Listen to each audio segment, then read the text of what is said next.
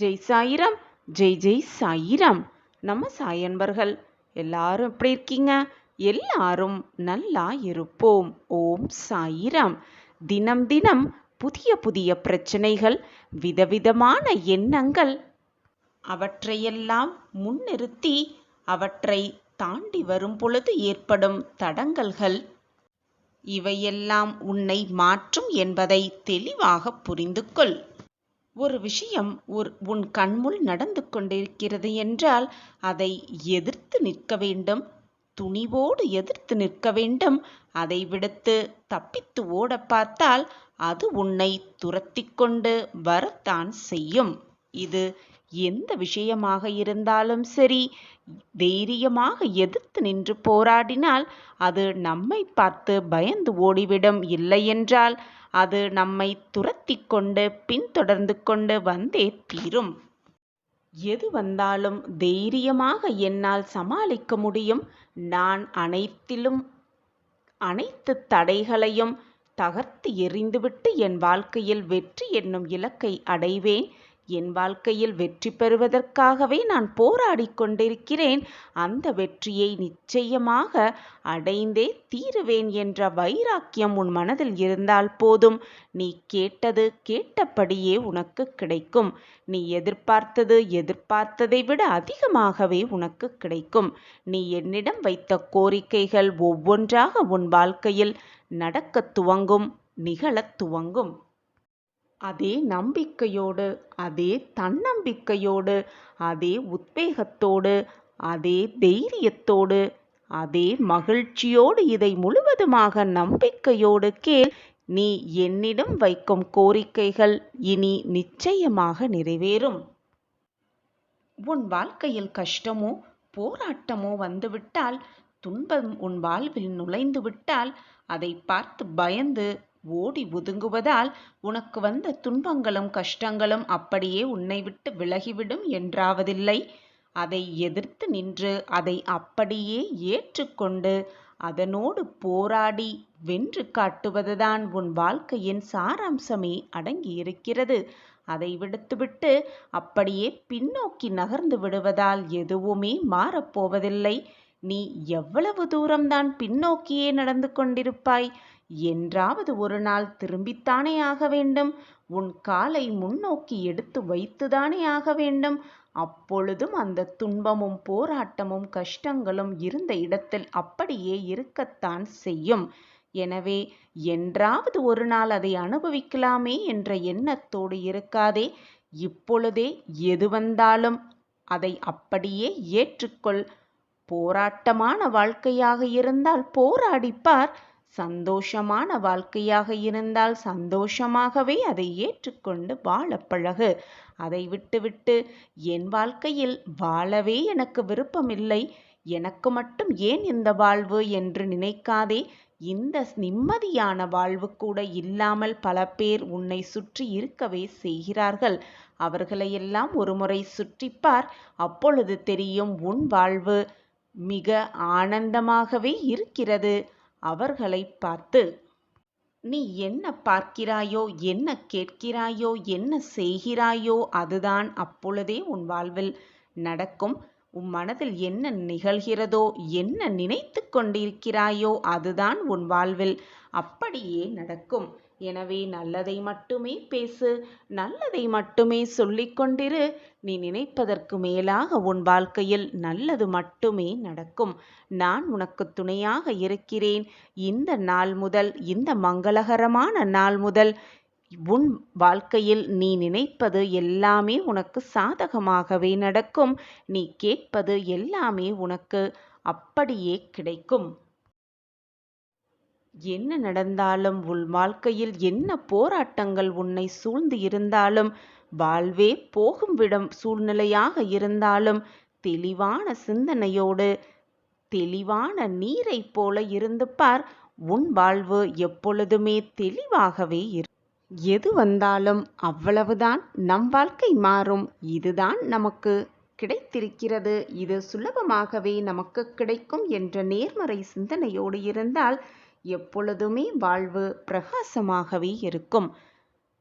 ஒரு முறை ஒரு தந்தையிடம் மகன் தனக்கு ஏதேனும் ஒரு துன்பமோ அல்லது மனக்கவலையோ ஏற்படும் போது வந்து கலங்கி நிற்பான். அப்போது அவனது பிரச்சனையை கேட்டபின் தந்தை ஒரே வார்த்தையில், "இவ்வளவுதானா உன் பிரச்சனை? எல்லாம் சரியாகிவிடும்" என்பாராம். அவனுக்கு சில நாட்களில் அந்த பிரச்சனையோ துன்பமோ இல்லாமலே போய்விடும். அந்த மகனும் வளர்ந்தான். இப்படியே பிரச்சனை வரும் பொழுது தந்தையிடம் வந்து நிற்பதும், தந்தை "இவ்வளவுதானா உன் பிரச்சனை? எல்லாம் சரியாகிவிடும்" என்று சொல்லுவதும் வாடிக்கையாகவே இருந்தது. தந்தைக்கும் வயதானது. அவரது மகன் தற்போதெல்லாம் எந்த பிரச்சனை வந்தாலும் தந்தையிடம் சிரித்துக்கொண்டே சொல்ல ஆரம்பித்தான். ஒரு நாள் மகன் தந்தையிடம் கேட்டான், "எவ்வளவு பெரிய பிரச்சனை வந்தாலும் இவ்வளவுதானா எல்லாம் சரியாகிவிடும் என்று? இந்த பிரச்சனையை நீங்கள் சொன்னவுடன் அந்த பிரச்சனை மிக சுலபமாக முடிந்து விடுகிறதே, இது எப்படி?" என்று மகன் தந்தையிடம் கேட்டானாம். அந்த தந்தை சிரித்துக்கொண்டே சொன்னார், "சில வருடங்களுக்கு முன்பாக பிரச்சனை என்று வந்தால் கண்கலங்கி வந்து என் முன்னால் நிற்பாய். நீ கலங்கும் போது அந்த பிரச்சனையை எப்படி தீர்க்க வேண்டும் என்று உனக்கு தெரியாமல் இருக்கும். நான் இவ்வளவுதானா என்று கேட்டதும் உன் மனம் இது ஒரு பிரச்சனையே இல்லை என்று ஒரு முடிவுக்கு வந்து அந்த பிரச்சனையும் முடிந்தேவிடும் மிக சுலபமாக.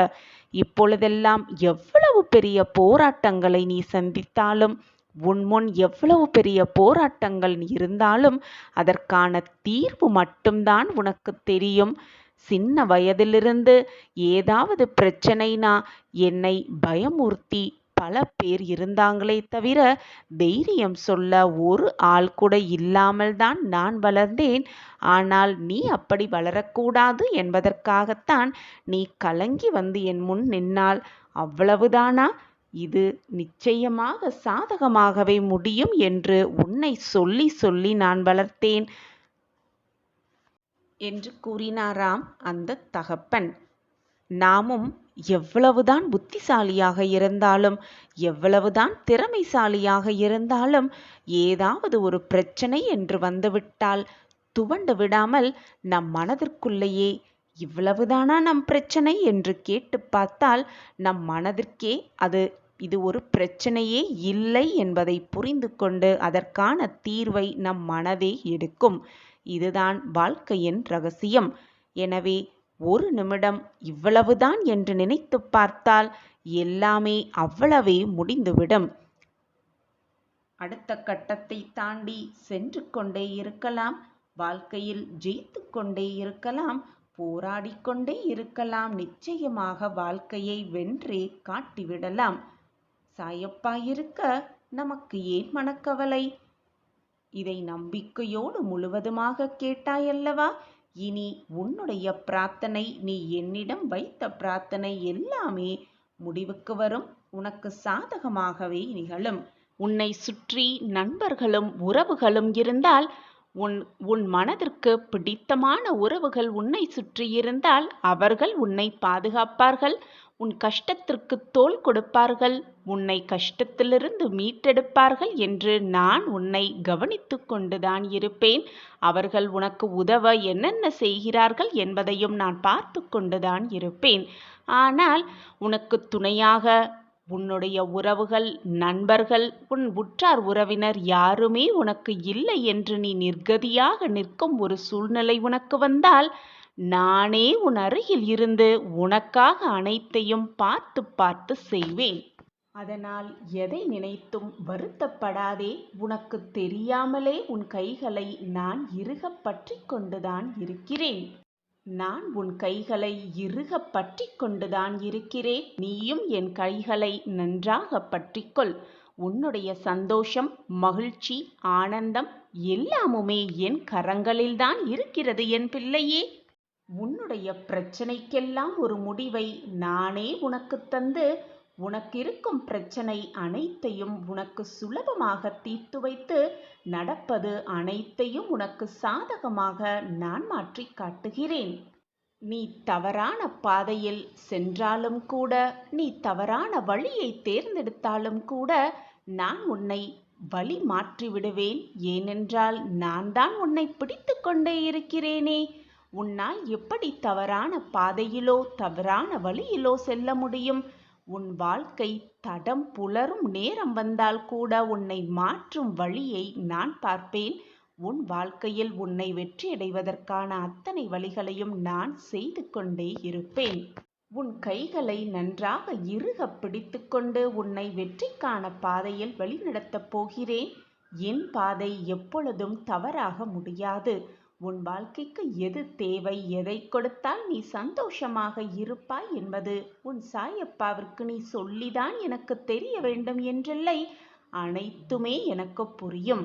என் கைகளை இறுகப் பற்றிக்கொள். உனக்காக உன் வாழ்க்கைக்கு தேவையான அனைத்துமே என் கையில்தான் அடங்கி இருக்கிறது. நான் அதை தகுந்த நேரத்தில் தக்க சமயத்தில் உனக்காக கிடைக்க செய்வேன். உன் வாழ்க்கையை பிரகாசமாக்குவேன். நீ வேண்டுவது அனைத்தையும் உன்னுடைய கரங்களில் கொடுப்பதற்காகத்தான் இப்பொழுது என்னை இறுகப் பற்றி கொள்ள சொல்கிறேன். எப்பொழுதுமே என் கரங்கள் உனக்கு தெரிந்தோ தெரியாமலோ பற்றி கொண்டுதான் இருக்கும். கஷ்டமான சூழ்நிலை வரும்பொழுது உனக்கு ஆறுதலாகவும் நானே இருப்பேன். உனக்கு வழிகாட்டியாகவும் நானே இருப்பேன். உன்னுடைய தாயாக தகப்பனாக இருந்து அனைத்துமாக நானாய் இருந்து உனக்கு நல்ல வழியை காட்டிக்கொண்டே இருப்பேன். உன்னை சுற்றி இருப்பவர்கள் யார் என்ன கூறினாலும் நீ அதற்காக கவலைப்பட வேண்டிய அவசியமே இல்லை. உன் வாழ்க்கையை அவர்களுக்காக நீ வாழ முடியாது. அவர்களுக்காக நீயும் உன்னுடைய வாழ்க்கையை விட்டுத்தரவும் முடியாது. எனவே மற்றவர்கள் என்ன சொல்லுகிறார்கள் என்பதை நினைப்பதை விட உனக்கு எது சரி என்று படுகிறதோ, உன் மனதிற்கு எது சரி என்று படுகிறதோ அதை பற்றி மட்டுமே உன் சிந்தனையை வைத்துக்கொள். மற்றவர்கள் என்ன சொல்லுவார்கள் என்று நீ கேட்க ஆரம்பித்தால் உன் வாழ்க்கையை நீ வாழவே முடியாது. மற்றவர்கள் என்ன நினைப்பார்கள் என்று நீ எண்ண ஆரம்பித்தால் உன் வாழ்க்கையில் ஒரு அடி கூட உன்னால் சுயமாக எடுத்து வைக்கவே முடியாது. எனவே உனக்கு எது சரி என்று படுகிறதோ, உன் மனதிற்கு எது சரி என்று தென்படுகிறதோ அதை தீர்க்கமாக கண்களை மூடிக்கொண்டு கவனத்தையெல்லாம் அந்த செயலின் மேலேயே மட்டும் வைத்துவிட்டு என்னை முழுவதுமாக நம்பிவிட்டு நம்பிக்கையோடு அதில் சென்று கொண்டே இரு. நிச்சயமாக உன் வாழ்க்கையில் வெற்றியை அடைந்தே தீருவாய். உன்னுடைய ஆனந்தம், சந்தோஷம், மகிழ்ச்சி எல்லாம் என் கையில் நான் வைத்திருக்கும் பொழுது எதை தேடி நீ ஓடிக்கொண்டே இருக்கிறாய்? என் கைகளை இறுகப் பற்றிக்கொள். அனைத்தும் உன்னிடம் வந்து சேரும். சர்வ நிச்சயமாக நான் தான் உன்னோடு இருந்து கொண்டே இருக்கிறேனே. யார் என்ன நினைக்கிறார்கள் என்று நினைப்பதை விட வாழ்க்கை எப்படி இருக்க வேண்டும் என்று சிந்தனை செய். உன் வாழ்வு பிரகாசமாகவே இருக்கும். உன்னை யாராவது நிராகரித்தார்கள் என்றால் கலங்கி விடாதே. ஏனென்றால் உன்னை யாராவது நிராகரிக்கிறார்கள் என்றால், வெறுத்து ஒதுக்குகிறார்கள் என்றால் நீ அதற்காக கவலைப்பட தேவையில்லை. ஏனென்றால் நிராகரிப்புகள் தான் நல்ல நிலைமைக்கு உன்னை அழைத்து செல்லும். எல்லோருமே வாழ்க்கையில் பயணிக்கிறார்கள் என்று நீயும் பின்தொடராதே. கண்களை மூடிக்கொண்டு உனக்கான பாதையை நீயே தேர்ந்தெடு. அப்பொழுதுதான் உன் பாதை உனக்கு வெளிச்சமாக இருக்கும். எத்தனை கைகள் என்னை தள்ளிவிட்டாலும் என் நம்பிக்கை என்னை எப்பொழுதும் கைவிடாது என்ற தாரக மந்திரத்தை உன் மனதிற்குள் உன் வாயாலும் சொல்லிக்கொண்டே இரு. உன் எண்ணம் போல், உன் நம்பிக்கை போல் எப்பொழுதும் நீ வாழ்வையில் மிக உயர்ந்த இடத்திற்கு செல்வாய். உன் சாயப்பா உனக்கு துணையாக இருந்து உன்னை வெற்றியடைய செய்வேன். கோபுரத்தின் உச்சிக்கு அழைத்து செல்வேன். அங்கே தீப பெருஞ்சுடர் போல் உன்னை வாழ்வில் ஒளிர வைப்பேன். நான் இருக்கிறேன், எதற்குமே அஞ்சாதே. இருளான வாழ்க்கை என்று கவலை கொள்ளாதே. கனவுகள் முளைப்பது இருள்தானே. யாரிடம் எப்படி பழக வேண்டும் என்பதை சிந்தித்து பழகு. பின் பழகிவிட்டு அவர்கள் உன்னை வெறுத்து ஒதுக்கி சென்று விட்டார்கள் என்றால் பின் நீதான் வீணாக உன் மனதை போட்டு குழப்பிக் கொள்வாய். மனதை வேதனைக்கு உள்ளாக்குவாய். உன்னைப்போல் உன்னை சுற்றி இருப்பவர்களும் நல்லவர்களாக இருப்பார்கள் என்று நினைத்து கொள்ளாதே. உலகத்தில் ஒவ்வொருவரும் ஒவ்வொரு விதமான குணாதிசயங்களை கொண்டவர்களே. அனைவரிடமும் பார்த்து பழகு. பின் வருத்தப்படாதே. தொடர்ந்து முயற்சி செய்து கொண்டே இரு. தோல்வி வந்தாலும் முயன்று கொண்டே இரு. நீ அப்படி இருந்தால் அந்த தோல்வி கூட என்ன நடந்தாலும் ஏது நடந்தாலும் இவன் முன்னேறிக் கொண்டே இருக்கிறானே என்று உன்னை பார்த்து பயந்து உன்னை விட்டு விலகிவிடும். அப்பொழுது வெற்றியை மிக சுலபமாக எட்டி பிடித்து விடலாம் நீ. அது மட்டுமல்லாமல் எப்பொழுதும் மற்றவர்களை உன்னை போல் நினைத்து கொள்ளாதே. எல்லோரும் உன்னை போல் மிக நல்ல எண்ணம் படைத்தவர்களாக இருக்க மாட்டார்கள். உன்னை போல் மற்றவர்களும் வெவ்வேறு விதமாகத்தான் இருப்பார்கள். அனைவரையும் பார்த்து பின் அவர்களோடு பழக்கம் வைத்துக்கொள். உன் அன்பை அவர்களிடம் வெளிப்படுத்து. உன் பாசத்தை அவர்களிடம் வெளிப்படுத்து. உன்னை யாராவது அவமானப்படுத்தும் பொழுது அந்த நொடியில் வாழ்க்கையே வெறுத்தாலும் அடுத்த நொடியில் இருந்துதான் உன்னுடைய வாழ்க்கை ஆரம்பமாகிறது என்பதை புரிந்து கொள். உன்னை யாராவது அவமானப்படுத்தும் பொழுது அப்பொழுது முடிவெடு. அவர்கள் முன் நிம்மதியாகவும் மகிழ்ச்சியாகவும் பிரம்மாண்டமாகவும் வாழ்ந்து காட்ட வேண்டும் என்ற முடிவை எடு. அப்பொழுது உன்னை அவமானப்படுத்தியவர்களை உன்னை அண்ணாந்து பார்ப்பர், திரும்பி பார்ப்பர். நீ வாழ்க்கையில் ஏறிய உச்சத்தை பார்த்து. எப்பொழுதுமே சந்தேகத்தை உன் மனதிலிருந்து எரித்துவிடு. நம்பிக்கையை உன் மனதில் முழுவதுமாக விதைத்துவிடு. மகிழ்ச்சி தானாகவே உன் மனதில் மலர்ந்துவிடும். நம்பிக்கை மனதில் வந்துவிட்டாலே நிம்மதி தானாகவே வந்துவிடும். நிம்மதி வந்துவிட்டாலே மகிழ்ச்சியும் சந்தோஷமும் ஆனந்தமும் தானாகவே நிலைத்திருக்கும் உன் மனதிலும் உன் வாழ்விலும். இனி நீ எடுக்கும் அத்தனை முயற்சிகளையிலும் வெற்றியை மட்டுமே காண்பாய். இது உன் சாயப்பா உனக்காகவே செய்து கொடுக்கும் சத்திய வாக்கேதான். உன்னை புரிந்து கொள்ளாதவர்களுக்கும் உன் அன்பை அப்படியே உணர்ந்து கொள்ளாதவர்களுக்கும் உனக்கு துரோகம் இழைப்பவர்களுக்கும் மத்தியில்தான் இப்பொழுது வாழ்ந்து கொண்டிருக்கிறாய். அதுதான் விதியின் பிடி. வாயால நன்றாக பேசிவிட்டு மனதிற்குள் நடித்து கொண்டிருப்பவர்களை உண்மை என்று நம்பிக்கொண்டு அவர்களோடு பழகி கொண்டிருக்கிறாய். ஆனால் அவரவர் வெளி தோற்றத்தில் 1000 மாற்றங்கள் இருக்கவே செய்கிறது. அவரவர் மனதில் என்ன ஓட்டம் ஓடிக்கொண்டிருக்கிறது என்பது உன்னை வேண்டுமானால் மற்றவர்கள் ஏமாற்றிவிடலாம். ஆனால் உன் சாயப்பாவை ஏமாற்றிவிட முடியுமா? யார் மனதில் என்ன ஓட்டம் ஓடிக்கொண்டிருக்கிறது, யார் என்ன நினைத்து கொண்டிருக்கிறார்கள், என்னெல்லாம் ஓடிக்கொண்டிருக்கிறது என்பது உன் சாயப்பாவிற்கு தெரியும் தானே? இது உனக்கு புரிகிறது தானே? அப்படி என்றால் உன்னுடைய அனைத்து பாரம், போராட்டம், மனக்குமுறல்கள், வேதனை அனைத்தையும் என்னிடம் கொட்டிவிட்டு நீ அமைதியாக இரு. உன் வாழ்க்கைக்கு எது தேவை, எதை கொடுத்தால் நீ நிம்மதியடைவாய், எது இருந்தால் உன் வாழ்விற்கு மகிழ்ச்சி என்பது உன் சாயப்பாவிற்கு உன்னை விட அதிகமாகவே தெரியும்.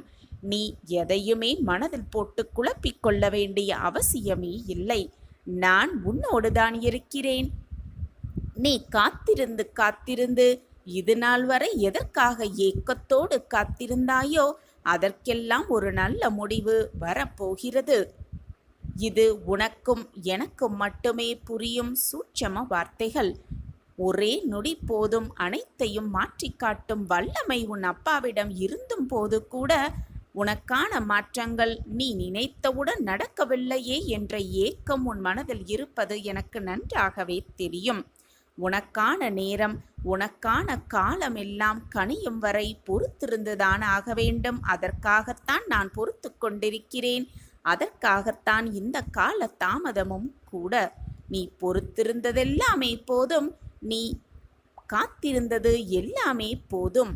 உனக்கான நல்லது நடக்கும் நேரம் வந்துவிட்டது. சர்வ நிச்சயமாக உனக்கான நேரம் இதுவேதான். கடைசி நிமிடத்தில் கூட மாறிய மாற்றங்கள் நிறையவே இருக்கிறது. உன் வாழ்க்கையும் மாறும். மாற்றங்களை நான் உண்டு பண்ணுவேன். தைரியமாக இரு. இது நாள் வரை எதுவும் தவறாக உன் வாழ்வில் நடந்துவிடவில்லை, நிகழவும் இல்லை. எதுவும் தவறாக முடிந்துவிடவும் இல்லை. எனவே பயப்படாதே, மனதை போட்டு குழப்பிக்கொள்ளாதே. நான் இருக்கும் வரை எதற்குமே நீ கலங்க வேண்டிய அவசியமே இல்லை.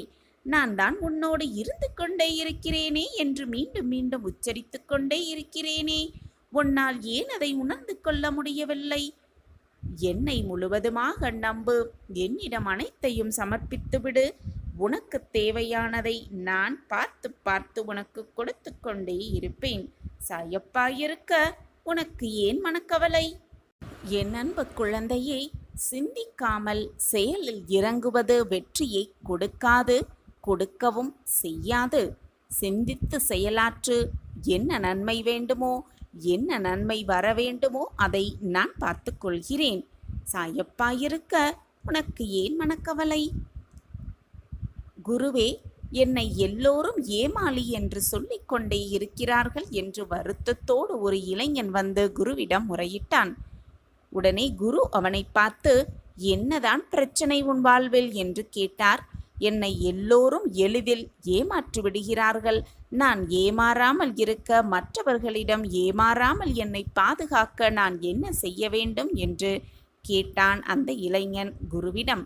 அந்த இளைஞன் கூறியதும் அந்த இளைஞனிடம் இருக்கும் பிரச்சனை குருவுக்கு மிக நன்றாகவே புரிந்தது. அவனுக்கு ஒரு கதையை சொல்ல ஆரம்பித்தார் அந்த குரு.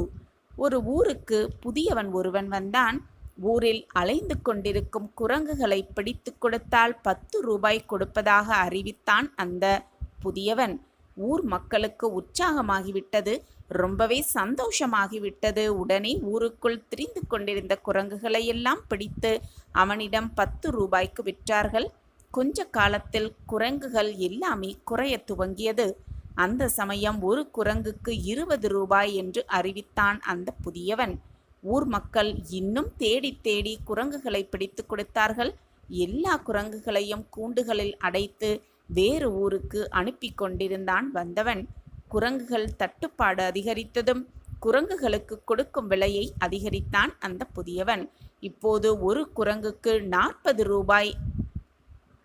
அப்படியும் சொல்லியும் அவனுக்கு குரங்குகள் கிடைக்கவே இல்லை.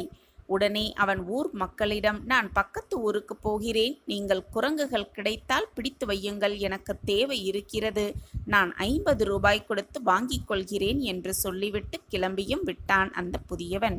சில நாட்களுக்கு பிறகு நிறைய குரங்குகளுடன் ஒரு வண்டி அந்த ஊருக்கு வந்தது. அதை பார்த்ததும் ஊர் மக்களுக்கு கொண்டாட்டம் தாங்க முடியவில்லை. உடனே அந்த வண்டியை நிறுத்தி குரங்குகளை விற்பனைக்கா என்று கேட்டார்கள். வண்டிக்காரனும், ஆமாம், ஒரு குரங்கு 40 ரூபாய் என்று சொல்லி ஊர் மக்கள் உடனே அத்தனை குரங்குகளையும் வாங்கி கொண்டார்கள். குரங்குக்காரன் வந்தால் 50 ரூபாய்க்கு விற்றுவிடலாம், அதிகமாக சம்பாதிக்கலாம் என்ற நினைப்பில் அத்தனையையும் வாங்கி கொண்டார்கள். ஆனால் குரங்குக்காரனும் வரவில்லை, வண்டிக்காரனும் வரவில்லை. இருவரும் கூட்டாளிகள் என்பது, இருவரும் சேர்ந்து ஏமாற்றி பணம் சம்பாதித்து கொண்டிருக்கிறார்கள் என்பது வெகு காலம் கழித்துதான் ஊர் மக்களுக்கு தெரியவும் வந்தது. இந்த கதையை குரு சொன்னதும் வந்தவனுக்கு தான் எப்படி ஏமாறுகிறோம் என்பது தெள்ள தெளிவாகவே புரிந்தது.